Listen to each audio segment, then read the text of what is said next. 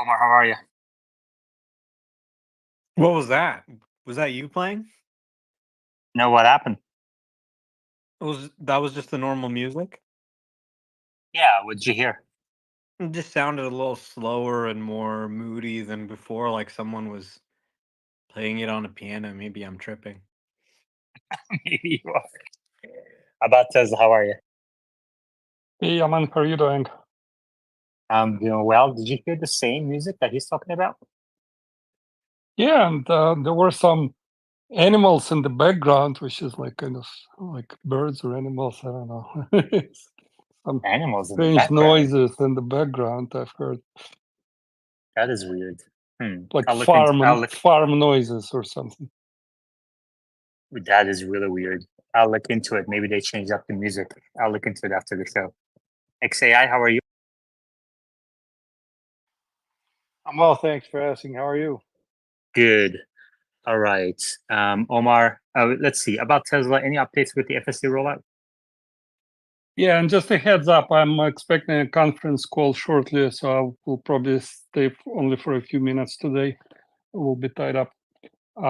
So as far as the update, so we had a big wave yesterday in the V12.5.1.5 rollout. After a long pause through the weekend, almost 3 days, we didn't have any updates. And then Sunday, this big wave came yesterday. So we're now up to about 5% of the fleet in the US and Canada.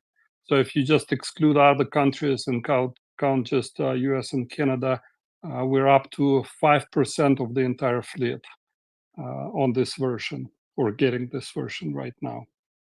Which is still smaller than the previous version that went to hardware 4, but it's a big chunk. So hopefully it will continue rolling out through this week. There you go. 5% rolling out slowly, but surely. That's really good. Really, really good. Yeah, a lot of people sort of, you know, leave really dramatic comments about these rollouts like, oh my God, it didn't roll out over the weekend. What's going to happen? It's not working. They're going to have to send out a new version. And, I posted a video yesterday. I'll post another video today of it driving on hardware 3, parking spot to parking spot, no issues. For people who are on hardware 3, it's just 12.5. It's a big step up. And so many people who got it yesterday have commented, wow, this is unbelievable. It's doing my drive without any intervention for the first time. So when you have a softer rollout, it's not necessarily going to go out every day. And we don't really need to, try and figure out why. Some days are rollout days. Some days are wait and see what the data coming back is kind of days. And some days are let's fix this issue that we're seeing before we send it out to more people kind of days. So I think we probably will see a lot more updates this week, and I'm super excited for everyone to get it. Yoda. Omar, you're calling people dramatic, but weren't you the ones who were going on some sort of hunger strike a while back?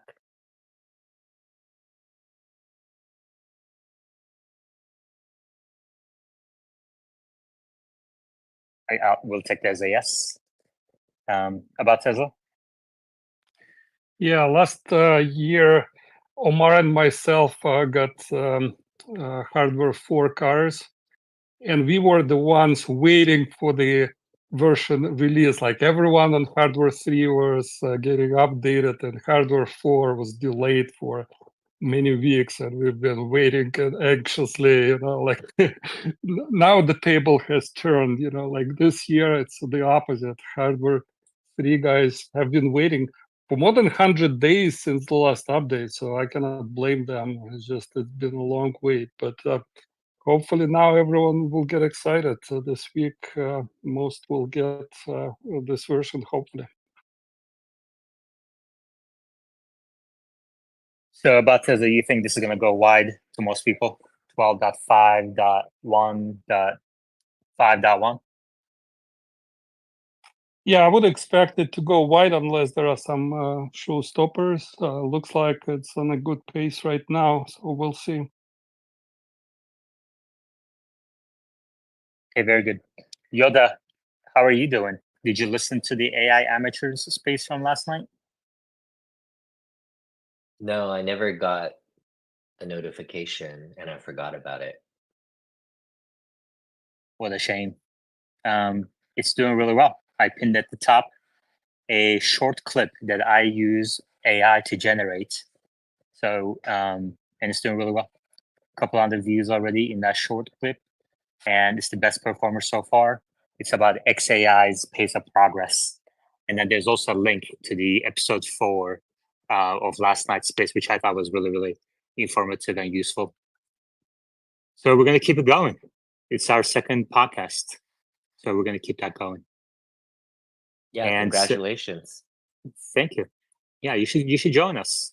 We try to focus on AI topics outside of Tesla, and I think it's very informative. Like, for example, one thing that we discussed in yesterday's episode is how the mini versions of these chatbots, LLMs, perform nearly as good as the larger models, according to the Hugging Face leadership leaderboards. And we talked about how the chatbot arena ranks these LLMs. So I thought it was really informative. And obviously, that has implications on Tesla's um, FSD rollout on hardware 4 versus hardware 3. So Omar was there, Robert Scoble was there, Michelle was there, and we had a really good conversation. That's only one out of 5 topics that we discussed last night. So I highly recommend people check out yesterday's episode 4 for AI amateurs. Omar, what did you think of it? Yeah, some interesting topics, some relevant to what we're talking about here. I think what people are going to see um, in the coming months with hardware 3 is that hardware 3 is able to do most drives on its own with zero interventions with 12.5. And the 12.5.1.5 is a little bit smaller model. It's not exactly the same, and it hasn't been validated the same way the hardware 4 model has yet. So a lot of people are saying, oh, okay, I saw this issue on the hardware 3 one, but with validation, people forget when 12.5 for hardware 4 came out, it was a little bit glitchy at first too. And then they fixed some of those kinks. So the same thing's going to happen with hardware 3. And then on top of that, they're working on improvements to the inference engine that'll allow it to run the same model that hardware 4 is running right now, which everyone says is driving nearly flawlessly. So I think people are frankly going to be stunned by what the hardware 3 models can do. And there seems to be a huge misunderstanding that you can only make a car drive better by adding processing power to it. I mean, processing power is useful, of course. It makes things easier in some ways. But when you have a machine learning model, you can train a model of the same size to perform better through better data set distribution, longer training. Maybe you train a bigger model and then sort of distill it down. There's a lot of ways that you can continue to make those smaller models or a model of the same size perform better. It's not just that you have to make the model bigger or add more compute to get the car to drive better or fix issues that it's having. Yoda. Yeah, I think you only have to look at, humans as a proxy of maybe LLMs to see that why that would work.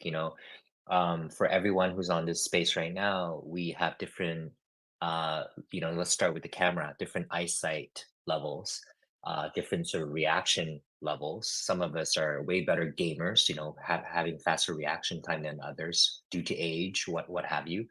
And then when it comes to our brains, I'm sure we all have different IQs, some higher, lower than others. We have different EQs, in terms of, how we react to certain situations, calmer drivers, more nervous drivers, etc. And if you combine all those things together, for the most part, most of us are able to drive and sort of drive most of the days without an accident. And so I think that's maybe one way to think about how we could have very different sort of hardware, potentially different size of brain power, but that in terms of the task of driving, it isn't like maxing our brain power out as a form of task. And so yeah, I think hardware 3 will do just fine. Hawaii. Hey, you guys. Omar, can you comment a little bit more on the, what is it called? The Hyperloop, the thing underneath Las Vegas, and what you were saying yesterday about not having a driver in there? Yeah, so we did get some commentary from the head of the Las Vegas Convention Center Authority, and he confirmed that Tesla's going to start using FSD supervised to do the rides before the end of the year, and that next year they're going to move to unsupervised if possible, or however long it takes, right? So, once they can see that the car with supervised FSD is doing everything on its own, well, then maybe they can start throwing in a couple driverless cars into the mix or moving it all to driverless cars.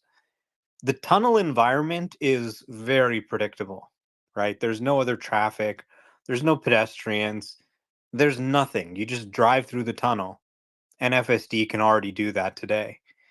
So it's a great first place to deploy driverless Teslas.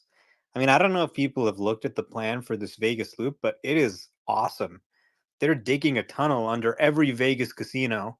Now, instead of going outside in the 100-degree Vegas heat, you can just stay inside the casino, go downstairs, and get into a Tesla and have it take you from a tunnel to the other casino that you want to go to, or to the Las Vegas Convention Center from one of the casinos.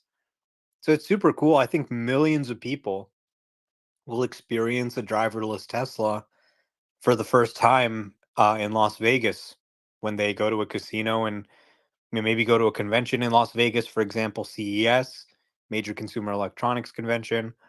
People will go, the Boring Company will be there, and they'll probably have, if not a driverless Tesla, at least FSD supervised this year.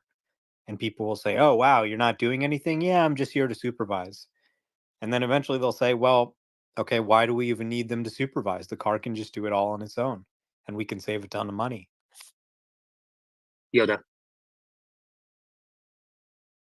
Yeah, I've done the loop a couple times, and currently it's sort of a very weird experience where you buy a ticket through the QR code stand, and then this Tesla pulls up with a driver in it going through a straightforward tunnel, and you really get the sense that the driver is at some point going to be redundant.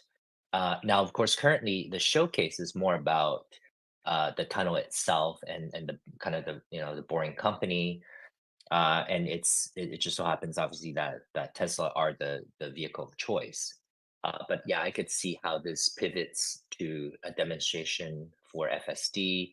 Unfortunately, I think it may not it may ironically not tell the story because it is so straightforward. There's no other traffic, but nonetheless, I think in terms of being a route to demonstrate FSD unsupervised, it's a small step forward. Larry, welcome. How are you? Hey, yeah, man, I'm great. I'm great. How are you? I'm good. Good to have you here. So we have a really good speaker board today with Omar, Larry, Yoda, Uzi, about Tesla, and others as well. It should be a good next 2 hours. Please like and repost this space to spread the word. Thank you very much, everybody. Let's get a couple of questions from Hawaii. Go ahead. Well, I'm pretty amped on my truck. I got it last week. My beast drove it in Oahu, and just kind of stoking on Cybertruck. It's hopefully going to be on Kauai by the end of the week. That's awesome. So when did you order it? And so you're getting it shipped, huh? Wow, that's gonna be awesome. Is that gonna be the first one over there? No, there's 2 others over here, and it's kind of my disappointment of the fact of getting a Cyber Beast because they built the dual motors first, and Omar knows that. You get them a little quicker. I see. Okay, cool. All right, Braden. Yeah, sorry. What's your question? Oh, I mean, it was clear back when that whole Mars was talking, and since then the subject changed. But I mean, I can touch base about it if you guys like. All right. Well, you had 2 opportunities. Okay. Uzi, what's new with you? Not much. Fortunately, I'm excited to announce I got promoted yesterday, so happy about that. Congratulations. It's my first job, so it seems like I'm somewhat competent, which makes me happy. So what's the promotion? So I was a full-time intern, and now I'm a full-time data analyst. So it's no real change, but now I have a title and I get a pay raise, so that makes me feel good about myself. Buy more That's Tesla awesome. stock.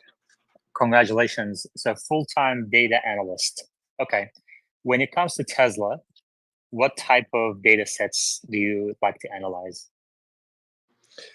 Well, I'm really interested in the modeling, like modeling Optimus's growth. I'm trying to capture or project out what that not algorithm, but that expression would be. It's very hard for me to really realize that in like a way that seems logically competent. I'm not really good with forecasting yet, so that's really my fascination right now. Okay. Well, you know what we can do, Uzi, because I want to have you on my YouTube channel for a one-on-one interview. Maybe we can go through that. We can focus on forecasting Optimus growth. I think that would be very useful since it's an interest area for you, and also it's material for the stock as well. We can do that. And I also want to have Larry and Yoda on my channel as well. Omar's interview broke a lot of records. Omar, congratulations. It was a really good one. Enjoyed having you on, and brought a lot of viewers to the channel, grew my channel. So thank you very much. Hope to achieve similar results with Larry, Yoda, Uzi, and maybe about Tesla as well. Focus on FSD updates. That would be cool. All right, Larry, what's on your radar?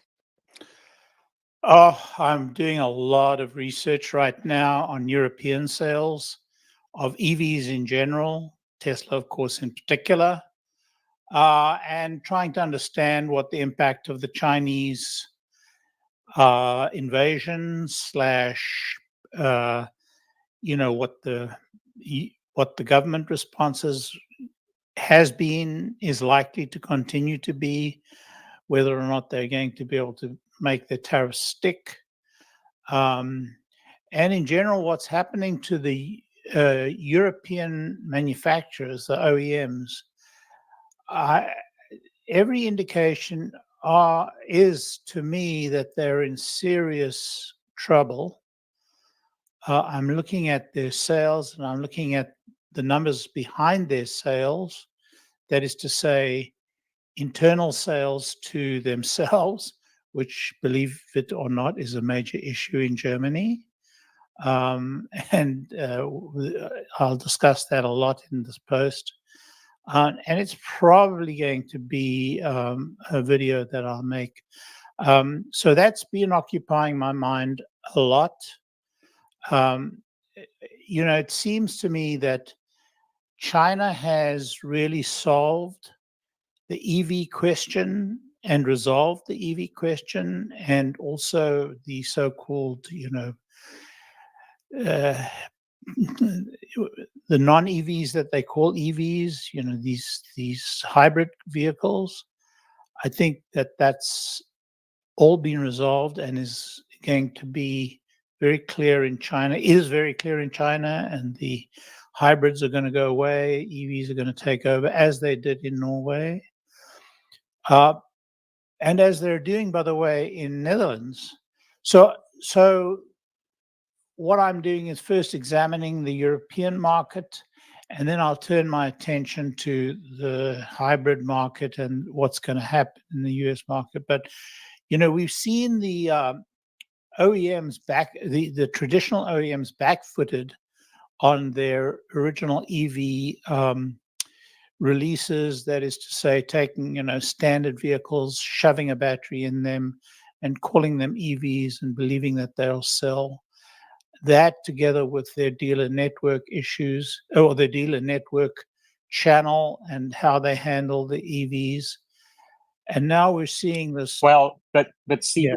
hybrids are selling in the US, right? So That's what I'm saying. So they're selling. Can I speak? It's your channel. You can do whatever you like. Thank you. Yeah, it's really like when someone keeps going for 5+ minutes, then people check out. So hybrids are selling in the US in large numbers. You mentioned that they are not selling in China, in Norway.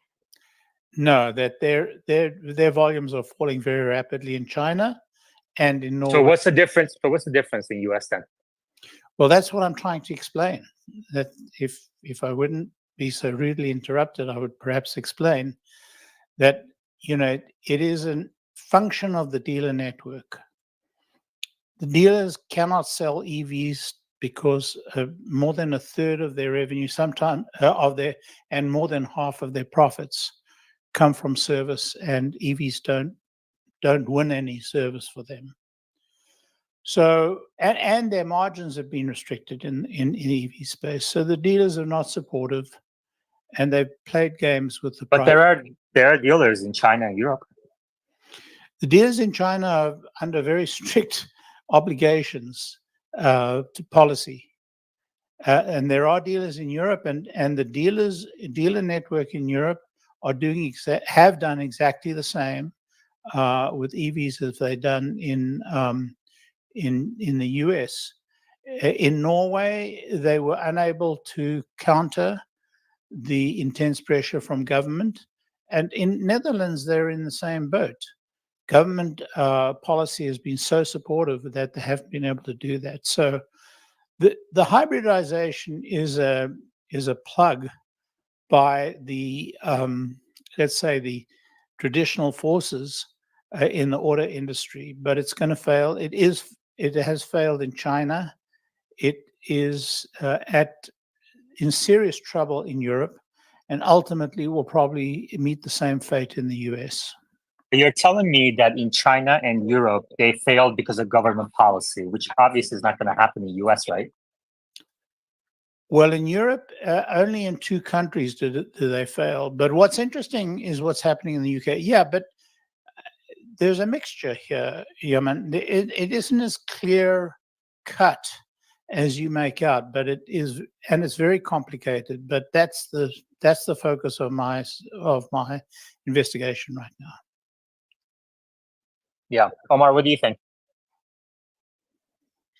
Yeah, there's definitely a lot of funny business. Larry, can you put yourself on mute when you're not talking? Sure. Thank you, Omar. There's definitely a lot of funny business going on.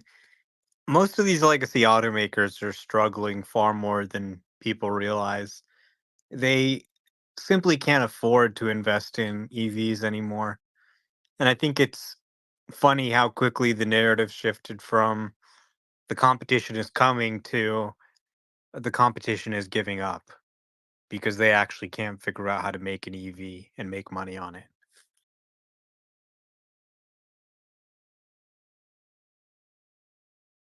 Yeah. About Tesla?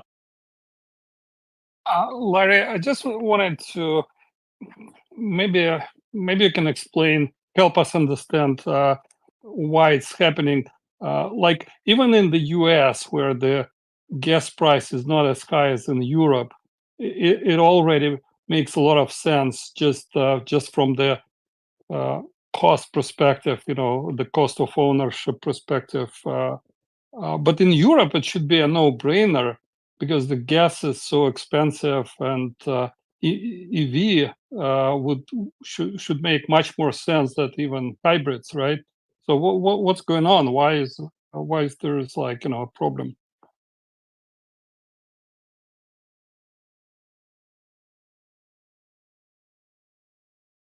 Larry, you're on mute.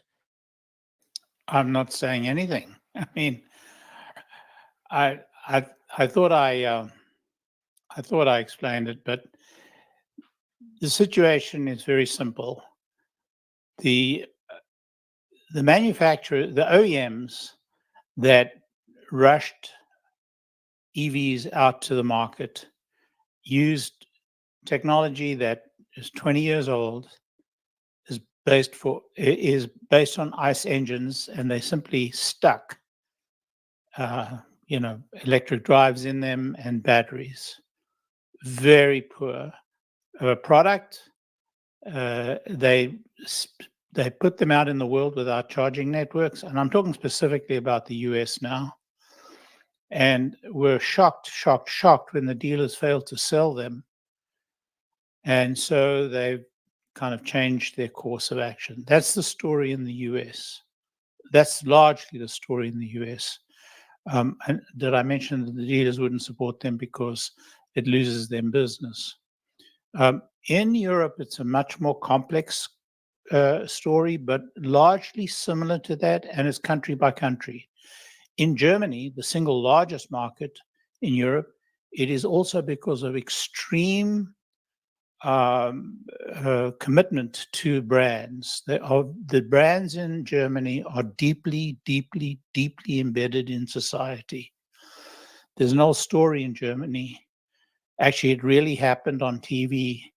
There was a guy and his wife on this TV show, and he was asked, does he have a Mercedes? And he said, yes. And then he was asked, well, would you rather give up your Mercedes or your wife? He said, my wife.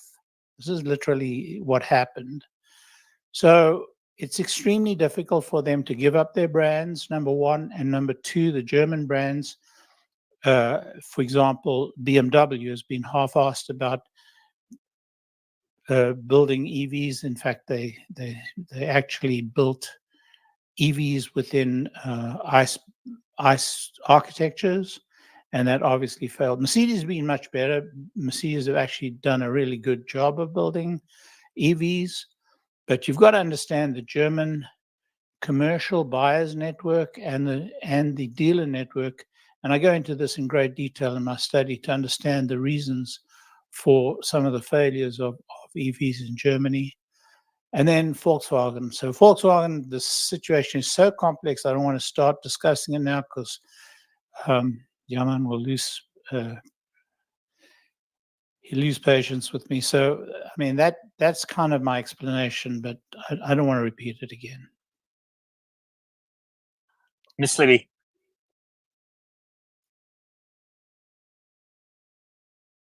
About Tesla.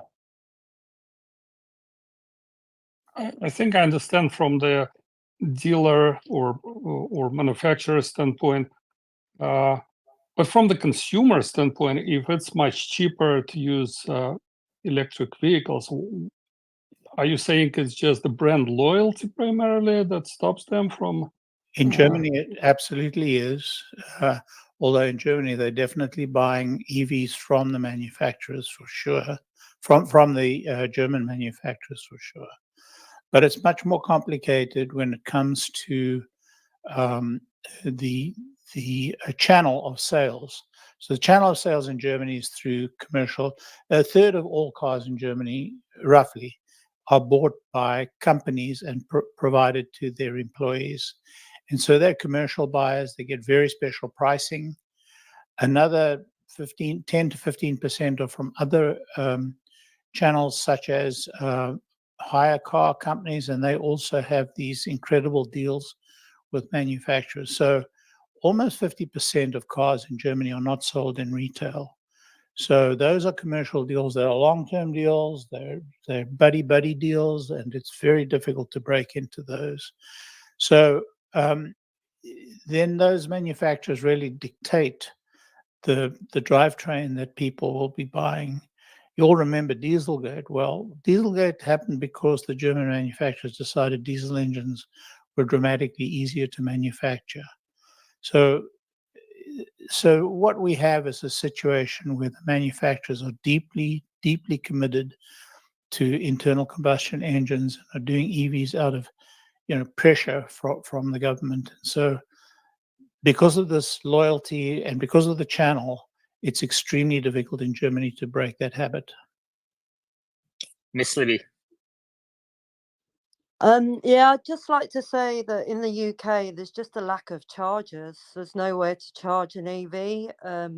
Basically, if you live in an apartment or a built-up area, which a lot of us do, there is just not the capacity to charge an EV.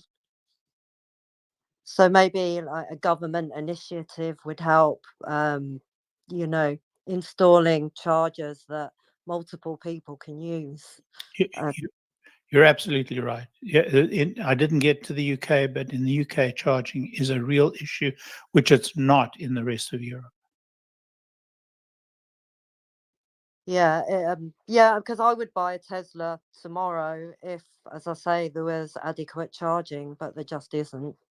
Especially if you live like in a city like London, you know, hardly anybody has their own driveway or their own area that they can park their car and charge it up. It's always on street parking.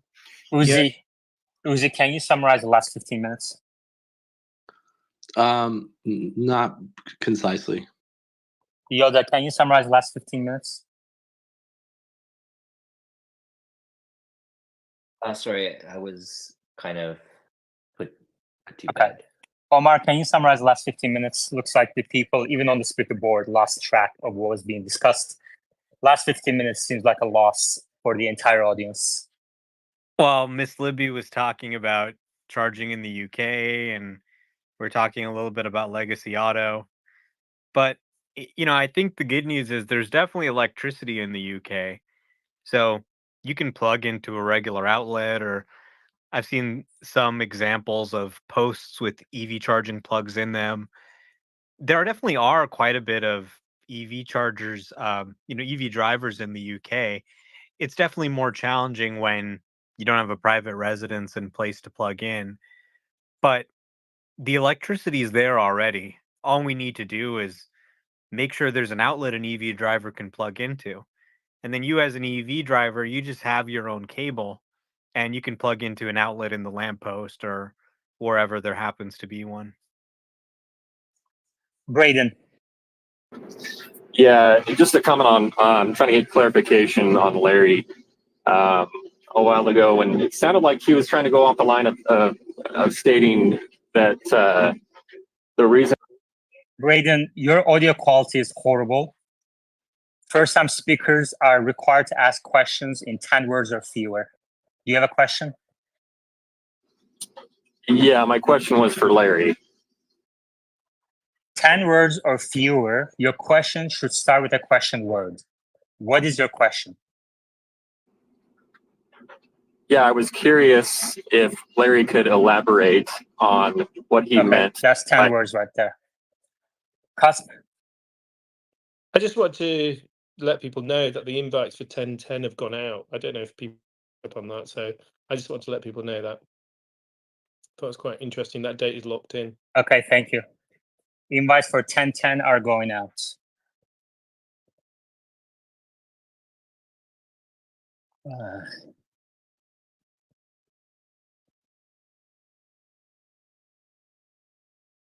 So no one knows what Larry said in the last half hour.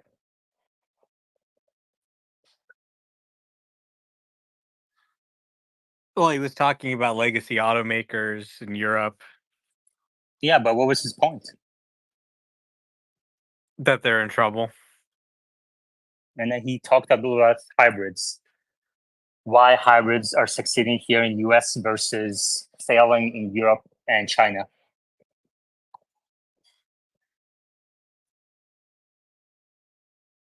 All right.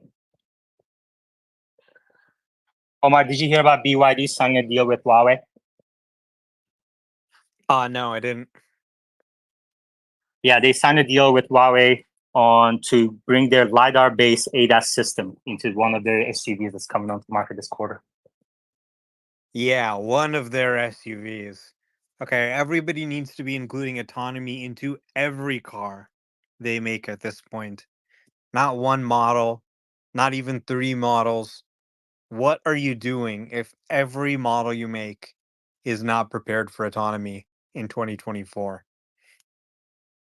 Yeah. And Huawei is also moving forward with a vision on the system in another vehicle. So Chinese players are, maybe Elon's comment around BYD, if they don't change direction soon, running into problems, was because maybe they were talking about vision only licensing versus what Huawei was offering for BYD's vehicles. LiDAR Yeah, based. Maybe. yeah. We'll have to see. I think even BYD is realizing they need to catch up here. Yeah. All right.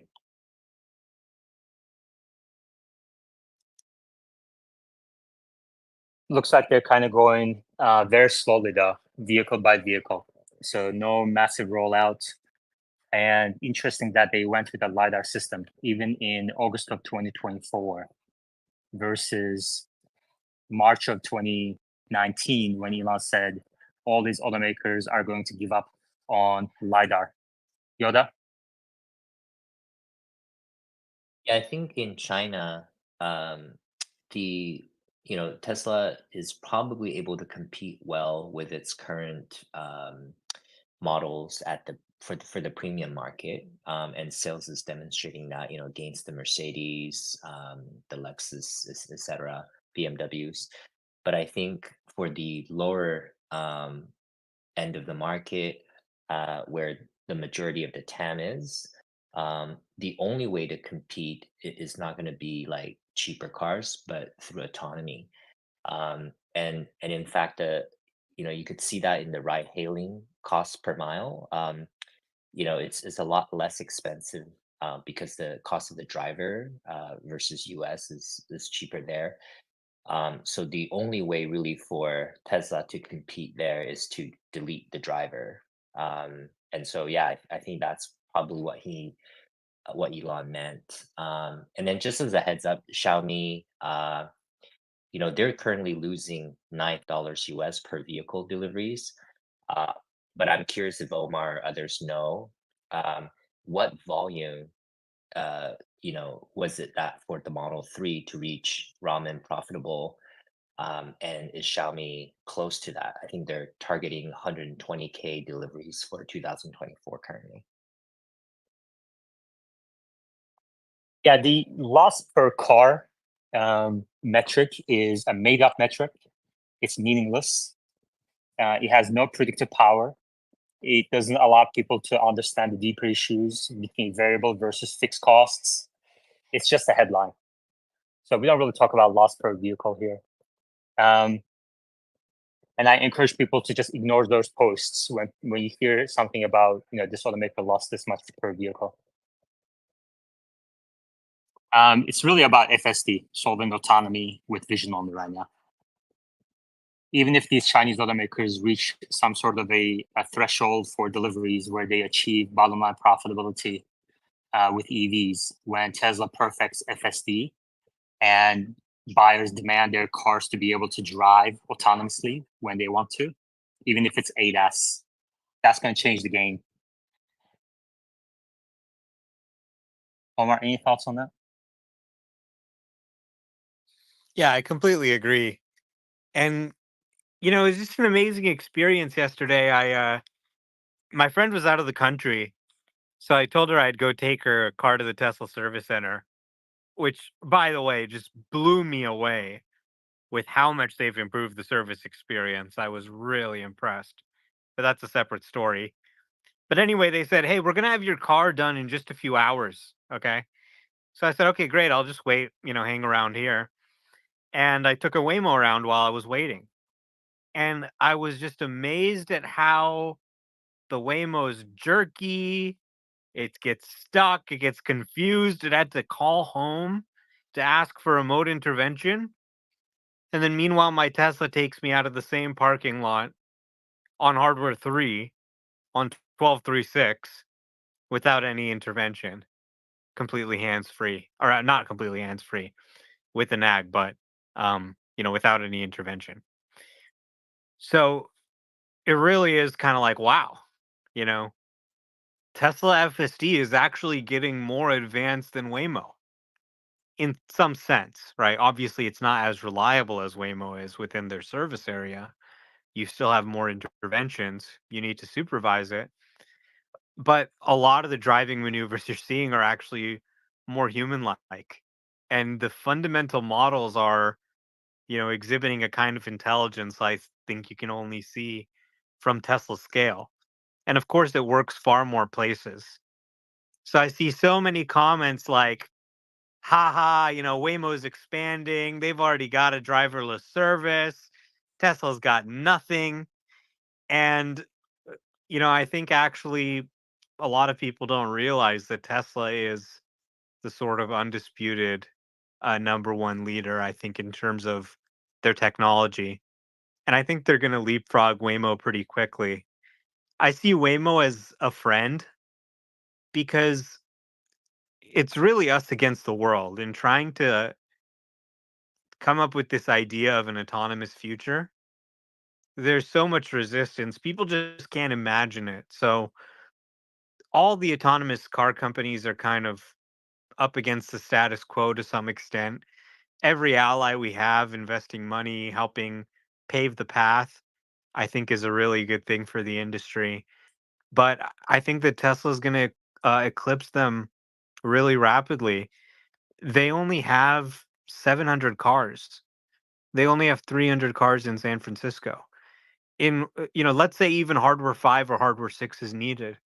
In one day, you could build a rideshare service that's bigger than theirs, and it would actually be profitable, unlike their service, because of the cars just coming off the production line. So I think Tesla's super, super underrated here, having experienced and used both. I'm a fan of both. I use both. Tesla is just far more useful for me because it's on my own car. I can use it all the time. And a lot of people don't know about a lot of the limitations Waymo has because they haven't really spent a lot of time with it. They don't know about, hey, please walk 5 minutes away for us to come pick you up. We can't go to where you are. Okay. The just recently you had to Waymo's now doing curb drop-offs at Phoenix Airport before they had to drop you at the train station. They don't know about all the limitations, all the places you can't go, the things you can't do if you have a Waymo. Yesterday, I said, "Okay, come pick me up from the restaurant." And the Waymo comes to the wrong side of the street. So, now it's on the other side of Wilshire Boulevard. I got to cross and it's saying, "All right, I'm going to leave in a few minutes." And I'm waiting for the crosswalk. I'm like, shoot, I hope I'm able to cross and get this Waymo. Human drivers don't have this problem. They spin around, they come right to where the restaurant is. So there are drawbacks, right? And there's a long way the technology needs to go before everybody can replace their cars with an autonomous drive. But what they have proved is that it's possible. The technology's here. It can work when you have remote supervisors. And I think that Tesla is going to leapfrog them and it's going to shock everybody because almost nobody is expecting that or willing to acknowledge the progress that we're seeing Yeah. Tesla Did have you on real cars. did you see a recent graph that was being circulated that showed was a number of trips? I think was on the y-axis, and it was on a logarithmic scale. It looked like a straight line, which obviously says an exponential growth for the number of trips per week. I think was the graph. If someone can find that, I've been looking and I couldn't find it. If someone can find that, maybe we can talk about that graph a little bit. In the meantime, Yoda. And you know what's crazy also is 700 cars can do 100,000 rides a week. So these cars are obviously, and this is just the start, going to be able to operate at utilization levels that are far beyond human. So a small number of cars can handle a lot of traffic. I found it and pinned it at the top. So Waymo paid trips per week plotted is on the y-axis, paid trips per week, and on the x-axis you have time, and the y-axis is in a log scale. So it looks like a straight line. Omar, do you expect this growth to continue into the future? Because that could mean, according to this graph, nearly 10 million rides by 2027. Yeah, I mean, it can scale to some extent. The problem is, the more they scale, the more cash they're going to burn. The more remote operators they're going to need watching the cars, the more service technicians they're going to need following the cars, the more people they're going to need working at the Waymo depot, servicing the vehicles and outfitting the cars and doing all that stuff. So really, while their gross margin unprofitable, it does limit the degree to which they can scale, but they're going to continue to scale. I mean, I saw a parking lot full of cars that I think they're going to outfit. So it's only going to get bigger from here, that's for sure. But it's really still a drop in the bucket of the US ride sharing market and the global ride sharing market. So there's a ton of rideshare rides that happen. And then when you really look at the ultimate market, which is not just rideshare, but car ownership, and if you were to move all of that over, it's a drop in the ocean right now compared to the scale we need to get it at. And their cost structure prevents them from scaling. I mean, they are growing, but they're growing very slowly. And it honestly frightens me that they started doing driverless in Phoenix in 2018. And here we are in 2024. It's now open to the public. It's now much wider scale. But, if Tesla takes that long, if Tesla takes 6 years to go from, testing in Phoenix to like open to the public in just Phoenix, that's way too slow. We really need this technology to scale nationwide much faster than that if it's possible to do it safely. Yeah.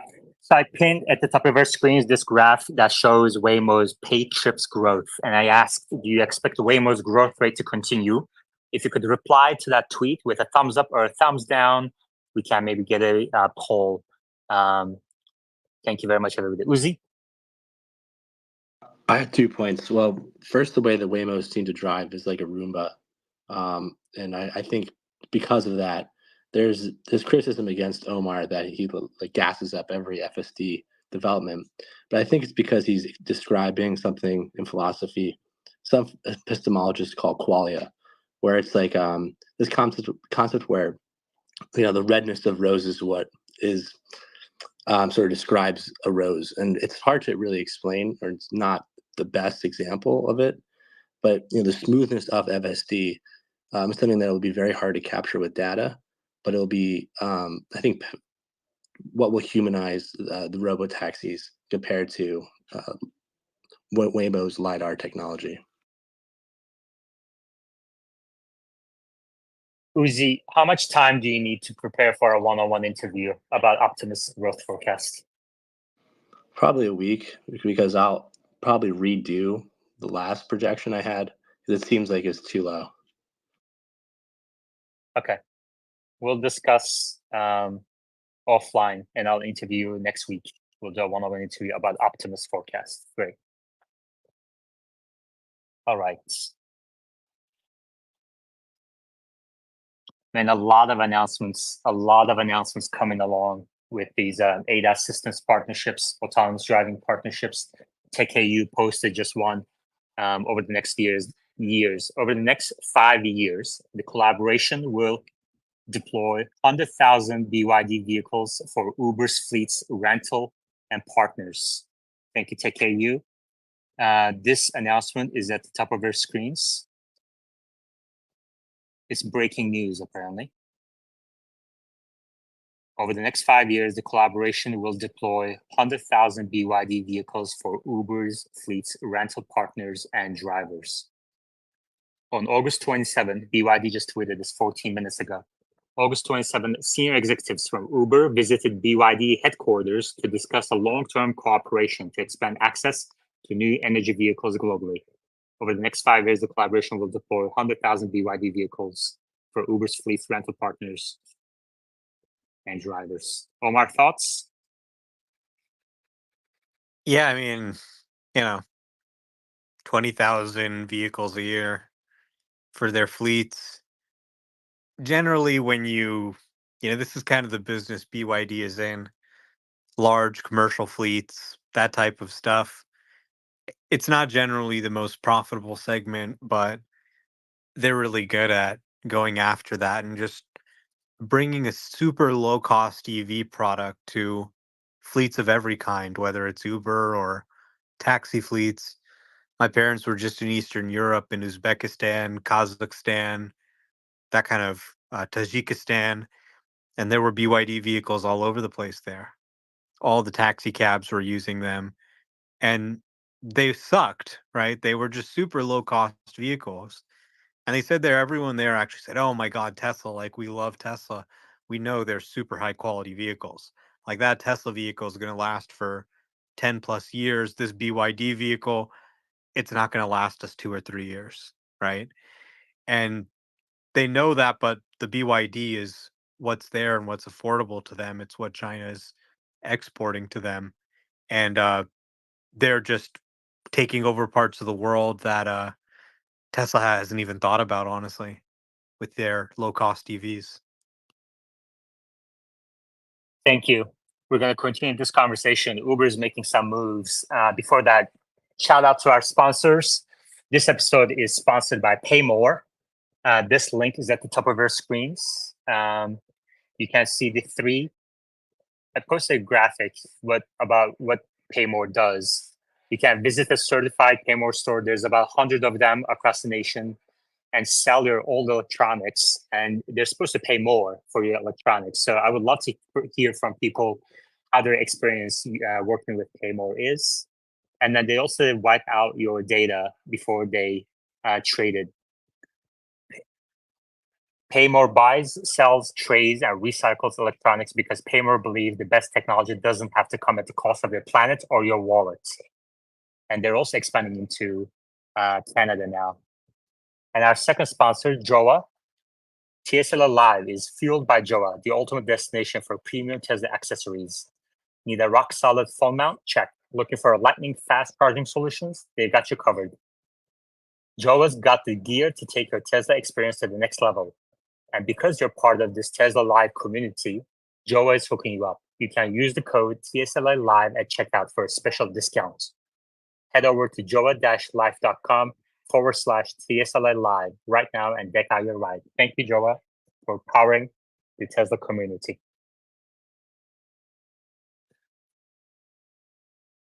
Omar, Uber's trying hard here to stay relevant. They're literally going to every other company except for Tesla and trying to get them on their network before Tesla rolls out their robotaxis. Do you think they're going to succeed? Well, Uber actually has been a great partner for Tesla as well. Recently, they've been giving their drivers thousands of dollars to purchase Teslas. If an Uber driver wants to buy a Tesla and they're willing to do a certain number of rides, Uber will actually pay for, 1,000 or 2,000, depending on the promotion. Uber's got great integration with Tesla vehicles. They can connect to your Tesla account and pull your battery, so they only give you trips. So, I think Dara Khosrowshahi is a great, competent CEO, and I think Uber's a great company. They clearly are the leader in their field. They created the rideshare market as we know it, and they're forward thinking on EVs and Teslas. So I think they're a great company, but there's only so much you can do when faced with a disruption like autonomy.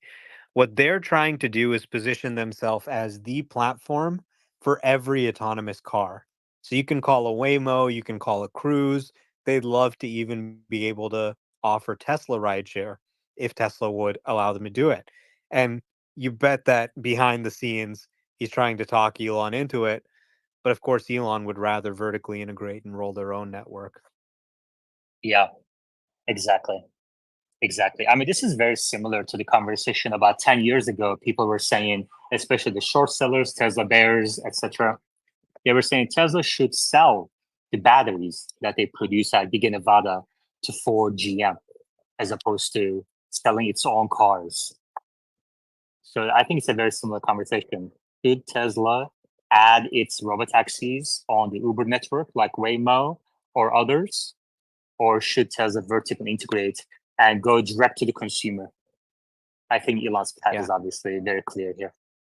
I mean, Steve Jobs always said own and control all the core primary technologies. And I think what people don't realize is the rideshare is going to be the primary UI for using a car. So the car UI is the rideshare, right? For most people who don't own their own car, they're just using that rideshare app. So having it be part of the Tesla app, that's really going to be the touch point. And you don't want to be a second class citizen on someone else's app. You want to have your own app that's customized for your own vehicles.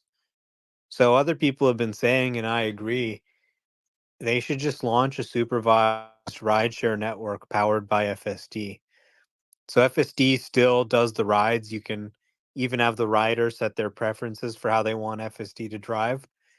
But you just have the human supervisor there as long as it's legally necessary.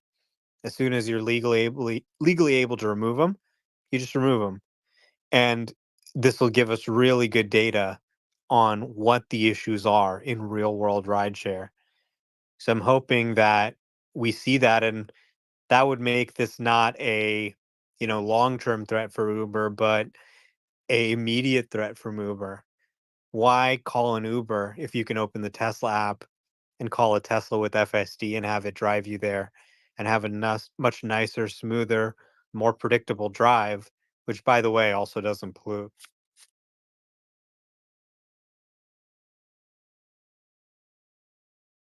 Alexander.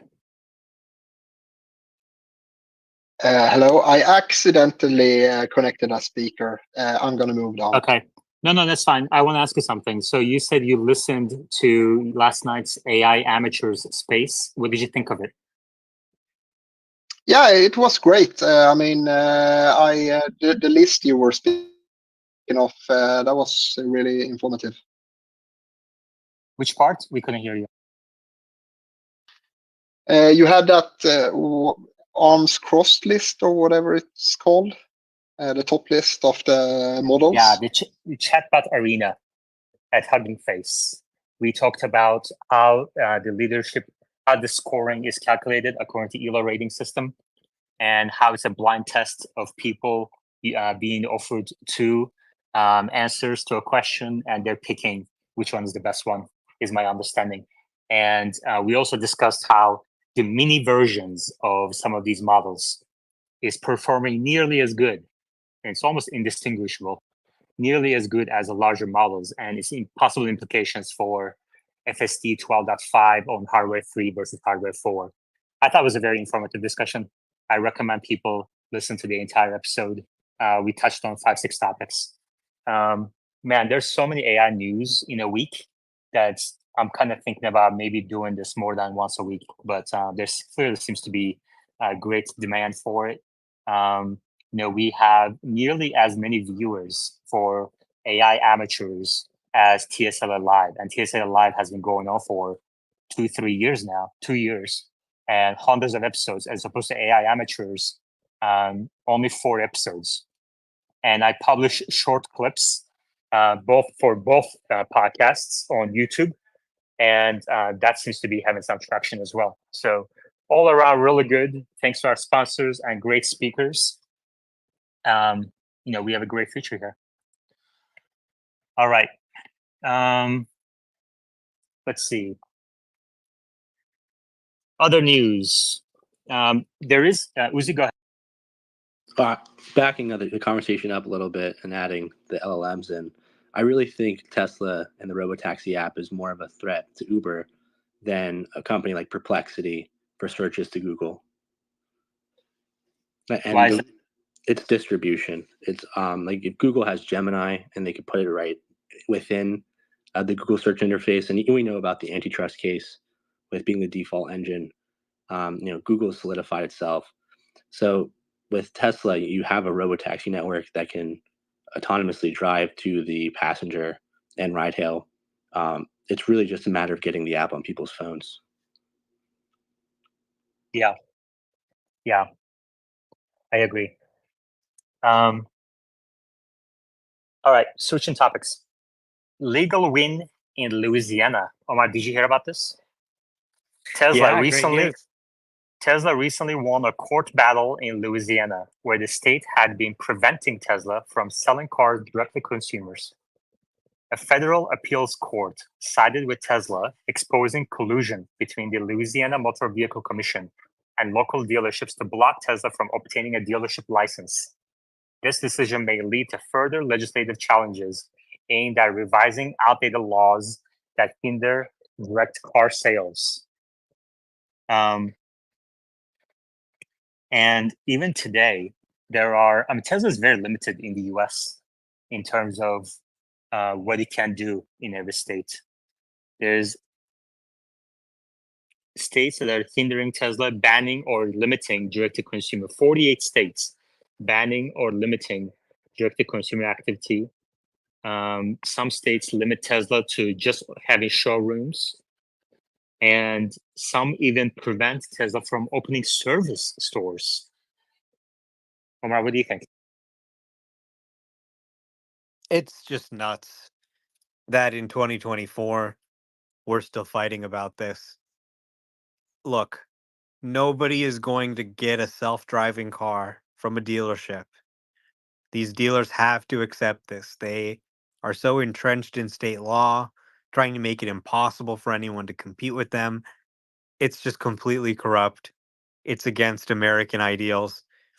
How is it that an American car company like Tesla can sell their cars in every corner of China, but here in the United States, most states don't even allow direct to consumer sales? So I think it's pretty clear what needs to happen here.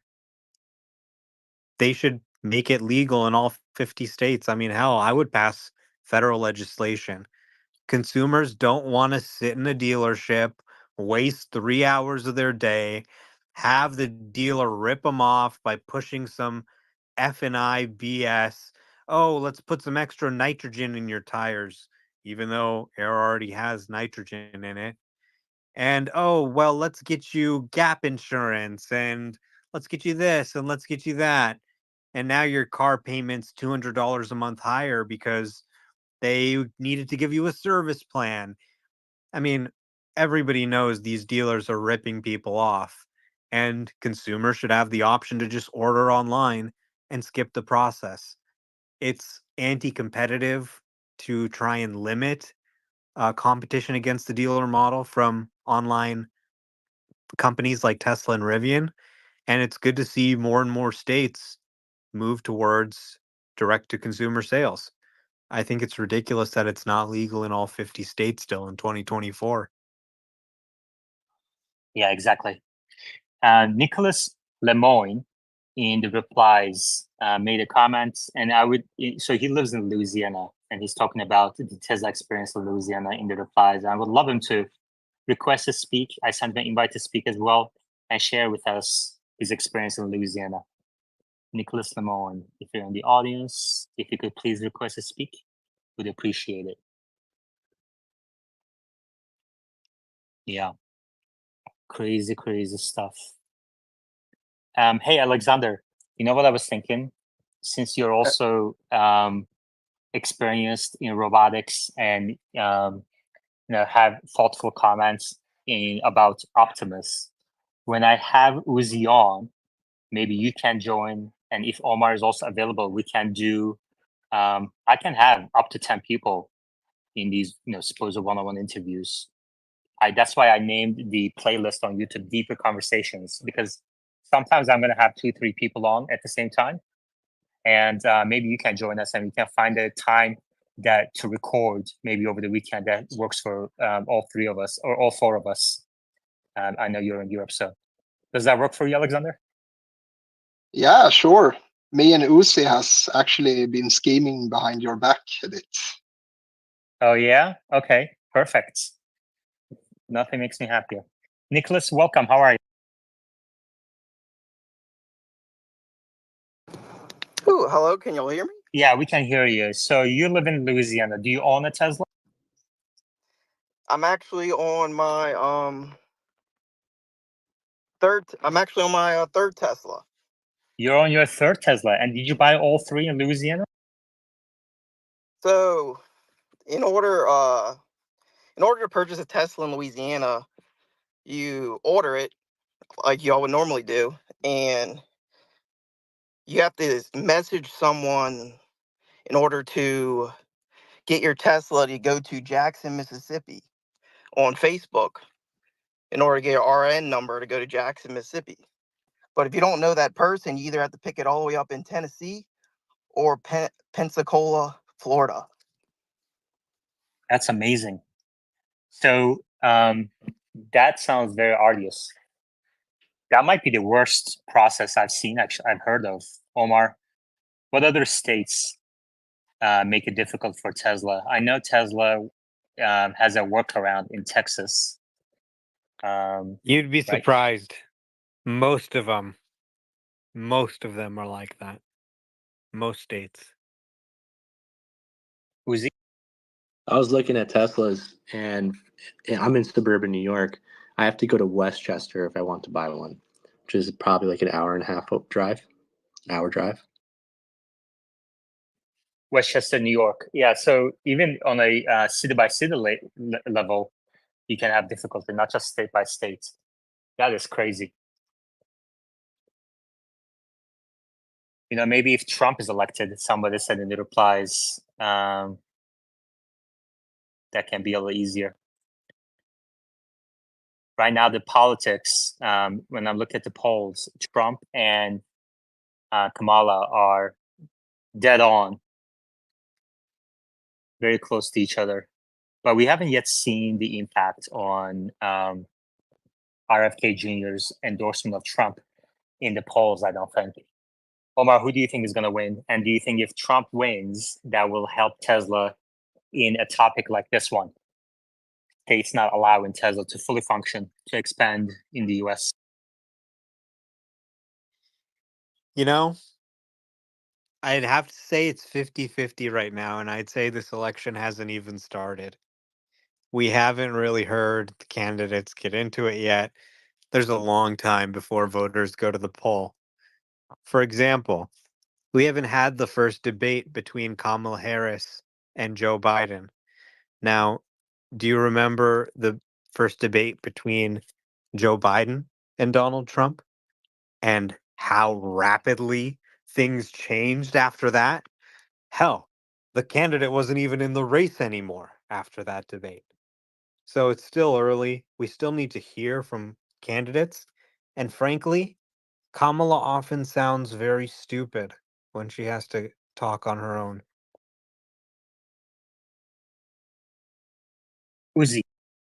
I think there's three prediction markets. There's Polymarket, polls, and then the stock market. I believe the stock market's weighing Trump heavier to win, and the reaction to his policies compared. I mean, she doesn't really have policies, which is kind of the problem. So the more she provides policies, the more ammo the right has. But to give her credit, she does seem to have this like Teflon meme ability where nothing the right says about her really sticks, except for her being a communist, I guess. Wow, Uzi coming out guns blazing. I didn't realize you felt so strong about it. You're in your 20s, right? Have you voted? Who'd you vote for in the last election?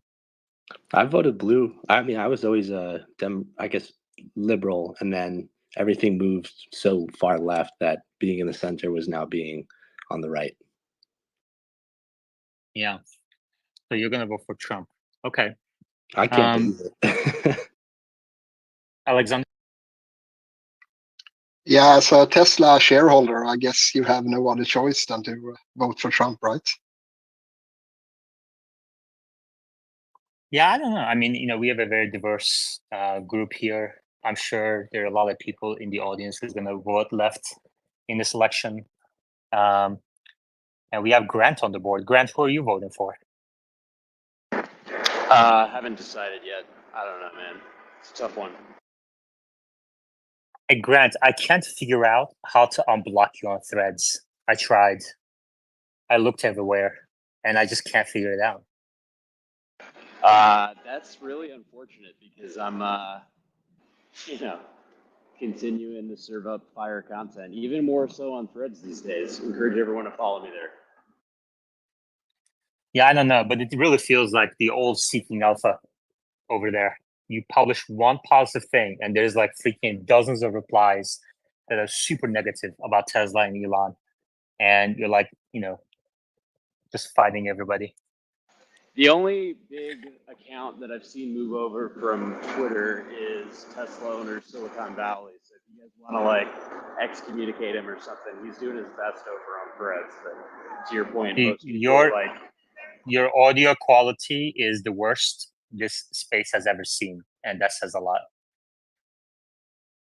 Are you in Times Square? What's going on? I'm actually walking near Madison Square Park. Oh, okay. Well, that explains it. Omar, did you hear about Toyota and BMW signing a deal on hydrogen fuel tanks? No, I didn't hear Yeah. about that. Apparently, Toyota is going to sell BMW some fuel tanks. Nice. I'm sure that's going to be a booming business for them. I don't know what Toyota is doing, honestly. They're losing market share in China. They can't keep up with the price wars with these Chinese automakers. Tesla is actually growing its sales in China. Toyota is having problems in their home country with their production in Japan, and they're running into regulatory issues. They're losing market share in other parts of the world as well. BYD, Tesla, and others are slowly inching into Toyota's market share, Toyota sales. In the first 6 months of this year, Toyota global sales are down 5%. That's incredible. There's reports of their ICE trucks, Toyota Tacoma, Toyota Tundra, inventories building up across the US. That's an interesting story because this is the biggest whale of them all. Their market cap as of today, Toyota's market cap as of today is $300 billion. And they have a large amount of debt. So their enterprise value is even higher than that. And they have no plans for autonomous driving. They have no pure EVs to speak of. They're trying to go full on hybrids and making these stupid deals about hydrogen technology. Crazy.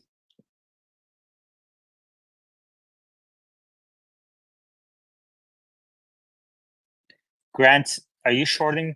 Since you're a short seller, are you shorting Toyota? Any plans to short Toyota? No, I don't follow Toyota. Yeah. Interesting.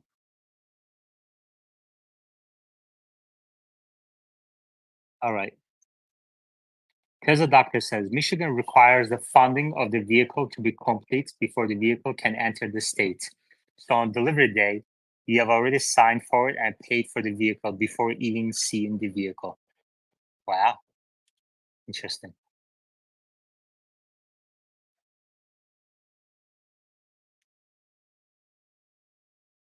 All right.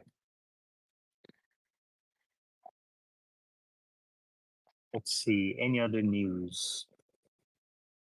Software update 2024.32. Tesla's latest software update brings several useful features, including real-time construction alerts for navigation, predictive text for faster destination searches, and enhanced tire service notifications via the Tesla mobile app.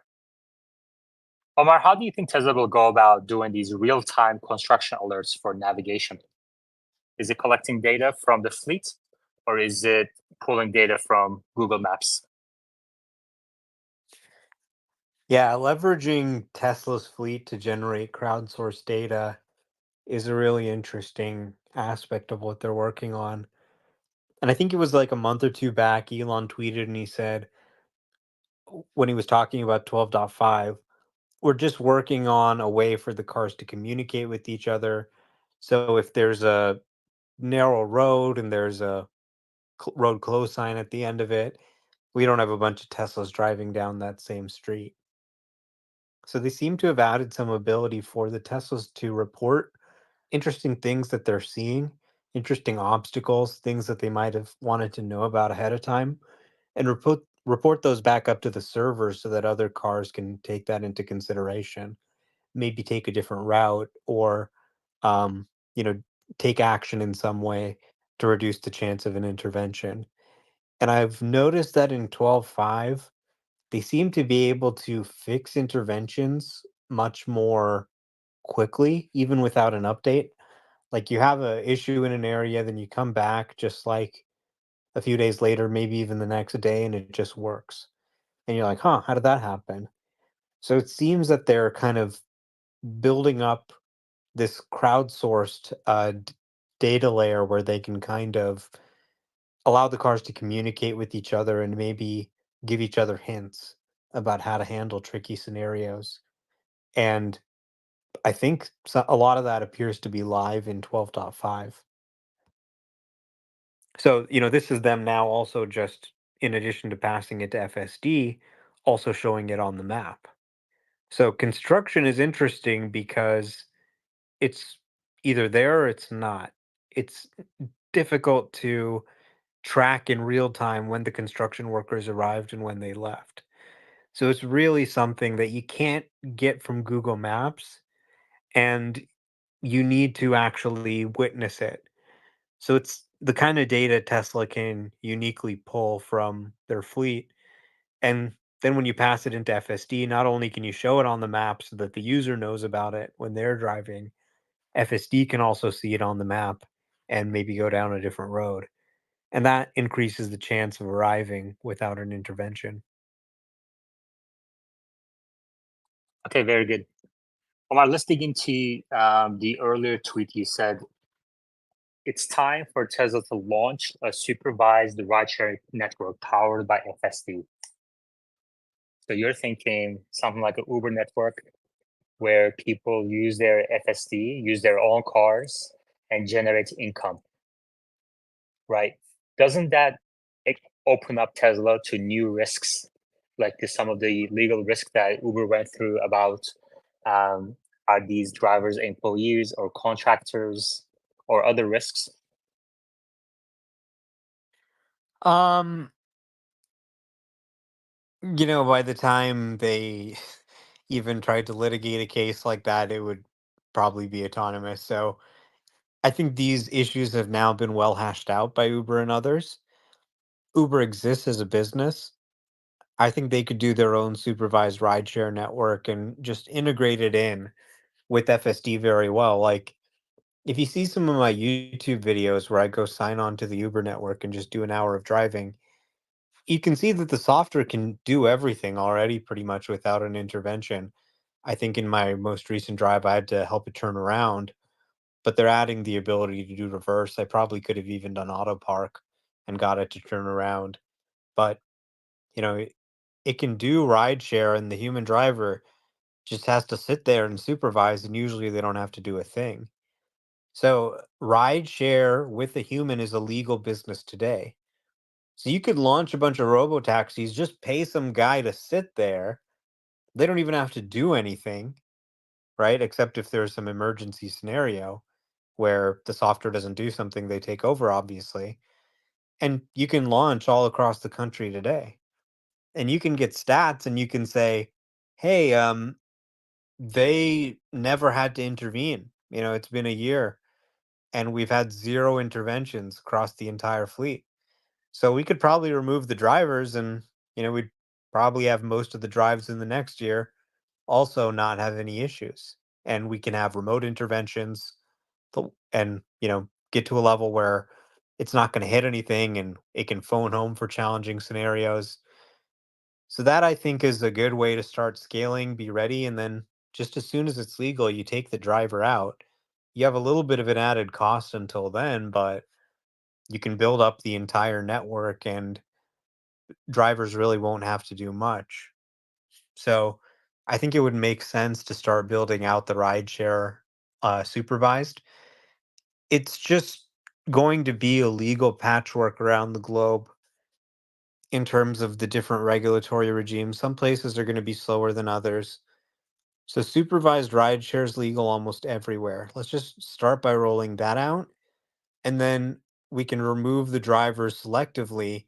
Meanwhile, we're building up the users, we're building up the drivers. People can actually start making money. You can pay off your FSD just by giving a few rides. It becomes this inherently sort of viral phenomenon. So it's just the difference between a much faster ramp up and a much slower ramp up. And honestly, FSD is to the point now where it's more comfortable than your average rideshare driver. And people will pick it over a normal rideshare just to have a better car with a more comfortable driving experience. So your advice to Tesla management is to start a supervised, FSD supervised network, just like Uber. Allow owners of the cars to make money on this network. Instead of Uber network, make your money on the Tesla network and get the ball rolling, is your advice. Do you think Tesla could, actually, let's go to Uzi, and I have a question for you. Uzi? Adding on to Omar's point, I think there's 3 features that Tesla will distinguish itself from Uber. The first is pricing. I don't know if they'll have to do surge pricing. The second is consistency.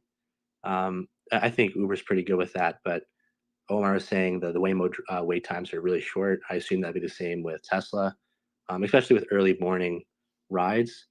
And the third, as Omar said, is the quality of the car. I think the only problem is you won't have large cars that might fit 6 or 7 people in there when you might need, maybe you can even use an Uber for that, but the XLs do seem to serve that part of They the got Model X and population. Cybertruck at least. A Cybertruck, that'd be amazing. Imagine Robotaxi Cybertruck pulling up.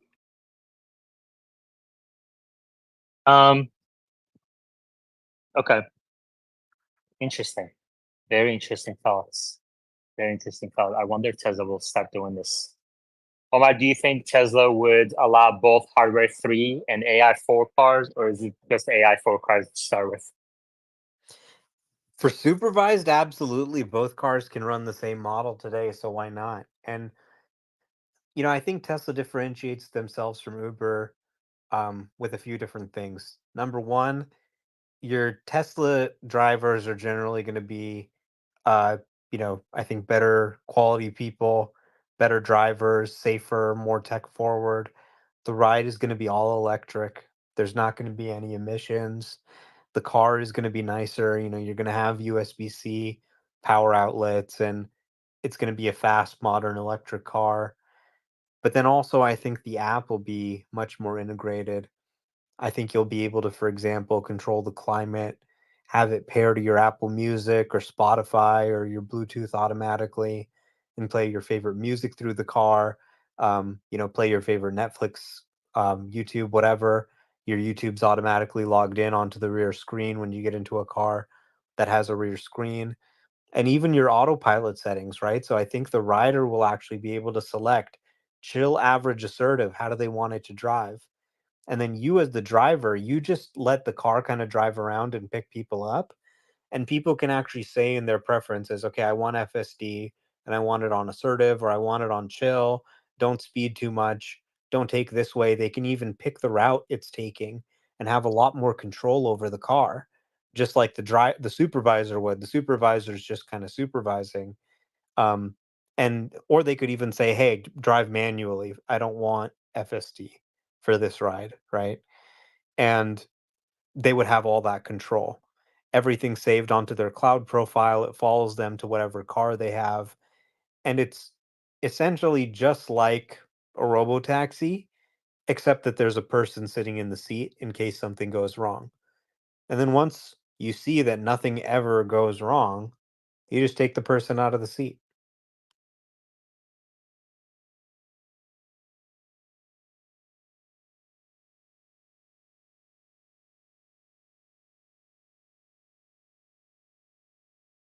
Okay. I pinned at the top of our screens a open poll. Should Tesla launch a supervised rideshare network powered by FSD? And you can reply to it with a thumbs up or a thumbs down, and maybe share your thoughts on why or why not. Very interesting idea. Should Tesla launch a supervised rideshare network powered by FSD? Yeah. Wow. That would be huge. That would be a big deal on so many fronts. And I like some of the ideas that you just shared. Do you think Tesla could maybe do what X did versus YouTube? So X shares more of the revenue with creators as opposed to YouTube. YouTube takes a larger chunk. Do you think Tesla could do the same, share more with the owner of the car versus Uber shares with drivers to encourage people to add their Teslas on the Tesla network as opposed to Uber network? Absolutely. I've noticed that in the early days of Uber, you could really kind of like make a lot of money sometimes in high traffic times. Now I've noticed it always just kind of trends to about $25 an hour. So the price that Uber is charging the customer in many cases is much, much higher than what the driver's being paid. Uber is now taking all the upside there. And that's how they've able to be profitable, is milking out of the profit out of the ride. And many of the drivers are actually losing money because they're paying so much in maintenance and fuel that when they actually do their accounting correctly, they'd realize that the $25 an hour often doesn't cover their expenses, right? If they get a flat tire once, they're done for in terms of their earnings. So I think there is definitely an opportunity to appeal to drivers. There's already a ton of Uber drivers who are using Teslas. I don't see any reason why they wouldn't also accept rides on this network and maybe even do it exclusively if they can make enough money. A lot of replies to the tweet at the top. Wow, this might be the record participation. This is a really interesting idea. I like it. We should focus on this some more. So then I think Wow. there's also kind of like the opportunity to make it a lot more casual. So let's say you're just driving around on FSD and a pop-up pops up and it says, "Hey, Iman is nearby. He needs a ride." Okay, cool, accept. And it just goes and pulls over. Like, you don't really care. FSD is just doing it for you. And it goes to where you are. It picks you up. Now you're paying me, you know, a few dollars or whatever, and I'm giving you a ride. Maybe it's, someone I already know, someone I follow on social media, maybe. And then you just drop them off.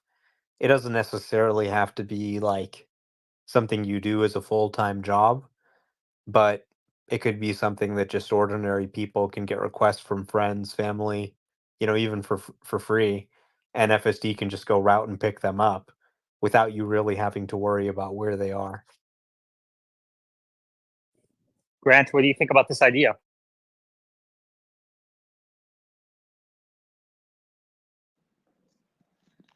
Hey, one sec. Yeah, I think it's a pretty bad idea. Like, I mean, you would be around. Yeah, it's just a bad idea. You have no idea what we're talking about, do you? I do. It's this whole You're just like, hanging out on the speaker boards, looking pretty with your New York backgrounds. no, Is that the Empire State Building? No, it's this Yeah. supervisor. I just get back to my office. I can come somewhere if I can talk a Yeah, little you more. have But no like, idea what we're talking about. no, I do. You're just It's hanging the out. core idea. Uzi, what do you think? Well, I'm no Grant with his New York background, but I think more miles collected, the better.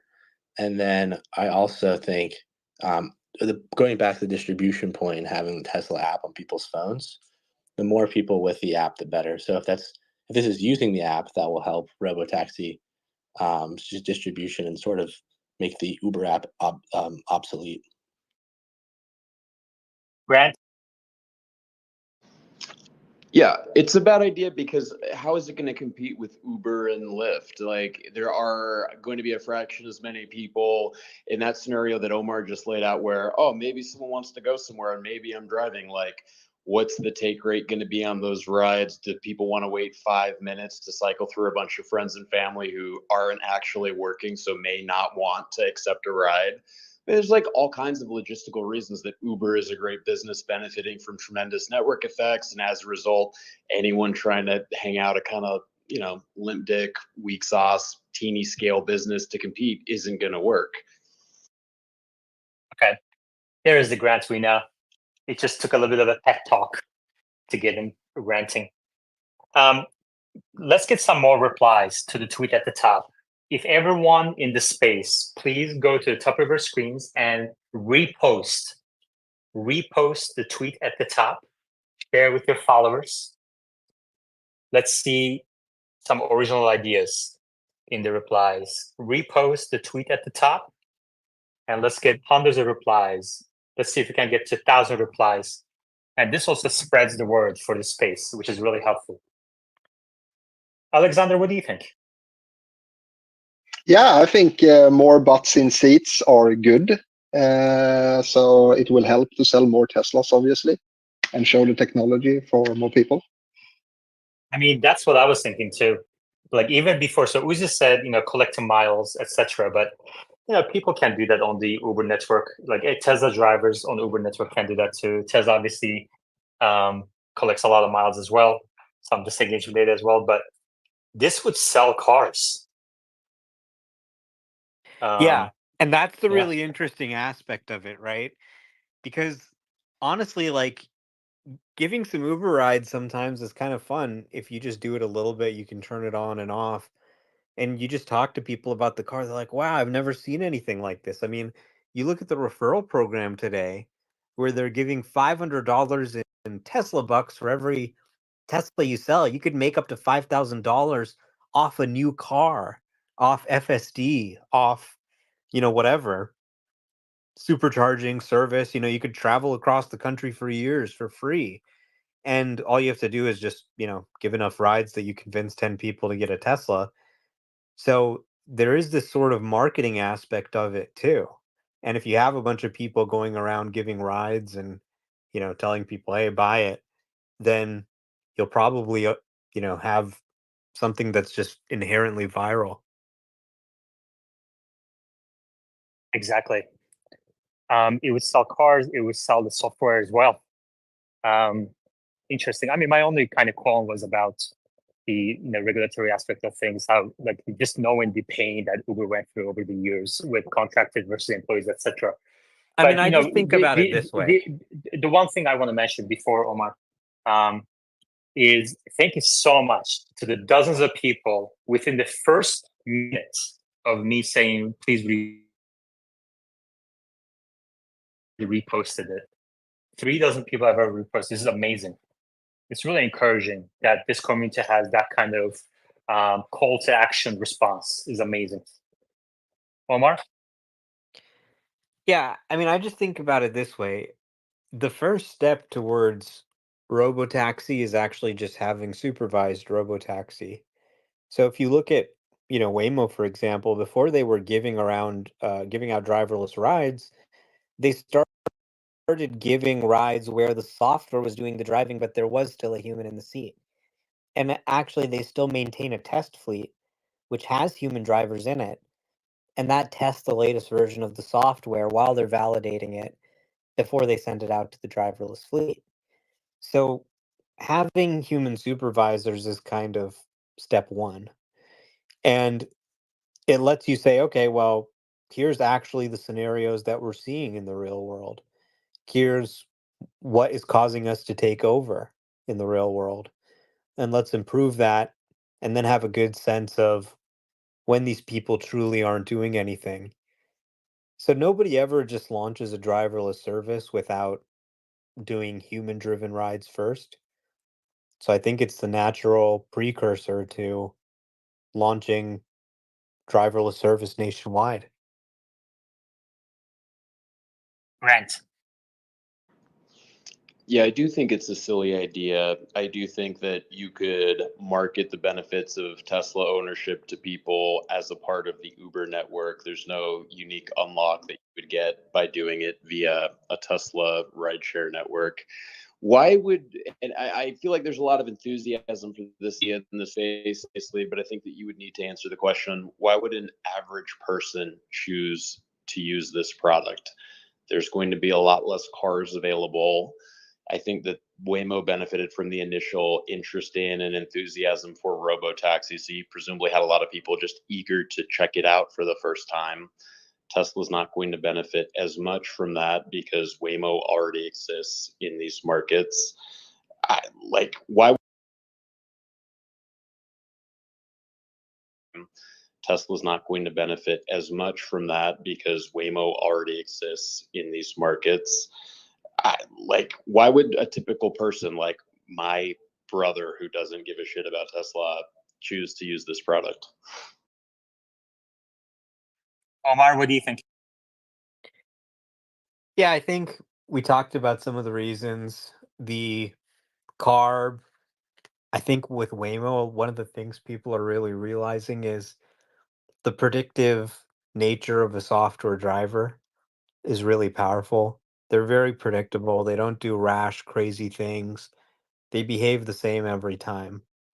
So I think, there's going to be a high availability of cars in many markets. Uber has a lot of drivers that are in Teslas.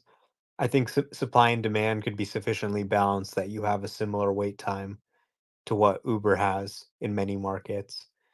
And I think that it's a better quality car.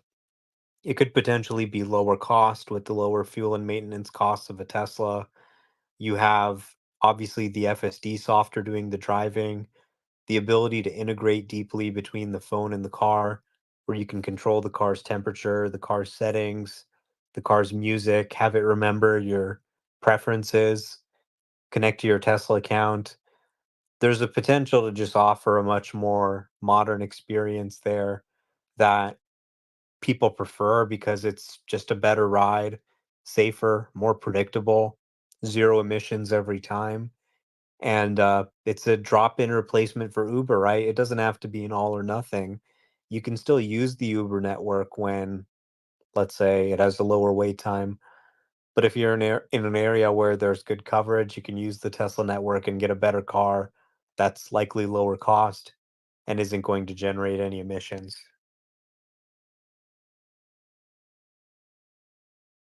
Grant. Yeah, I mean, most of what you said just isn't true. Like, there's not going to be the same volume of Teslas on the road in this new network as Uber. Like, it's easy to say that, but unfortunately, it's just not true. Like, that's demonstrably false. I feel like I can set music on some of my Ubers. I don't perceive dangerous Uber drivers as a problem I've ever You encountered. can wait. You can set music on your Uber. Yeah, You, some of you them have have an you have to ask the option driver, right? through Spotify. Don't you have to ask the driver to do stuff? No, they have an API with Spotify. You can do it with some of them. But I mean, I'm just saying, like, it's fine. I'm not going to sit here and try to convince you that Uber is a business with network effects if you don't want to believe it, but it's just kind of a silly thing to think. I guess that's my take. I mean, Well, I don't think anyone claimed Uber doesn't have network effects. That would be ridiculous. But Tesla's solution, it can. What are you doing? You're a Spaces host. What are you doing? Like, I understand some of these people who don't come to Spaces every now and then. I have to remind them. You should know better. Tesla's possible solution here is 10x better, possibly 10x better than what Uber offers today for all the reasons that Omar mentioned. That's not true, period. Well, I think what's really surprised me, frankly, is the fact that Waymo only has 700 cars. And they only have 300 cars in San Francisco. And I'm able to call a car and get it within a few minutes. So I've completely switched over from Uber, and others have completely switched over from Uber. And it's made me realize that this is, in fact, quite possible to do.